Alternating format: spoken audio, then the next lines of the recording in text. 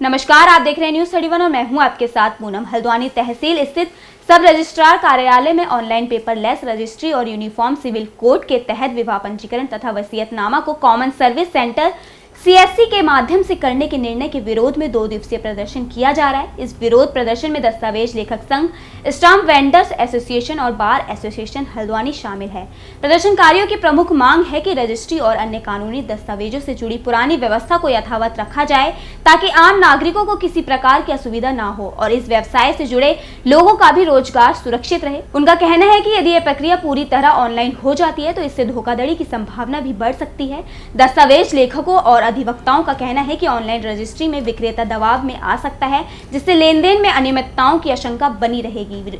वर्तमान में विक्रेता को सब रजिस्ट्रार के सामने स्वतंत्र रूप से उपस्थित होकर बयान देना होता है कि वह बिना किसी दबाव के रजिस्ट्री कर रहा है। वक्ताओं ने कहा कि यदि सरकार ने उनकी मांगों को गंभीरता से नहीं लिया तो वे आंदोलन को और तेज करेंगे। उनका कहना है कि ये सिर्फ उनके रोजगार का ही नहीं बल्कि आम जनता की सहूलियत और सुरक्षा का भी मामला है। ये पहले हमारे 2 दिन का था प्रस्ताव, परसों फिर निर्णय लिया गया कि हमारी बात को कोई सभी सुन नहीं रहा है, इसलिए हमने इसको अब शनिवार तक 1 तारीख तक के लिए बढ़ा दिया है। तो हमारी मांग वही है कि वर्चुअल रजिस्ट्री और पेपर रजिस्ट्री के बारे में है। अगर वर्चुअल और पेपर रजिस्ट्री होती है तो हमारे हितों की सुरक्षा कैसे होगी। स्टाम्प वेंडर से कोई स्टाम्प खरीदेगा नहीं क्योंकि ई चालान से पैसा जमा होने लगेगा। तो जैसे अभी 10 रुपए के स्टाम्प में जो है आपका जब नकल वगैरह निकलते हैं तो पहले हम ही लोगों से लोग खरीदते थे, अब सीधे जो है ई चालान से जमा जाओ वो पैसा स्टॉक होल्डिंग के खाते में चला जाता है। तो हमारे स्टाम्प विक्रेता तो बेरोजगार हो गए सब। तो ऐसे ही जब बड़े स्टाम्प निकलने लगेंगे, जब रजिस्ट्री के स्टाम्प निकलने लगेंगे तो ई चालान से पैसा जमा होने लगेगा। तो हमारे पास कोई आएगा नहीं, स्टाम्प हमारे बिकेंगे नहीं, हम सब लोग बेरोजगार हो जाएंगे। बात ऊपर अधिकारियों से आपकी अभी कोई अधिकारी से ऐसी जिम्मेदारी वाली बात नहीं हुई, केवल हमने अपना प्रत्यावेदन दिया हुआ है।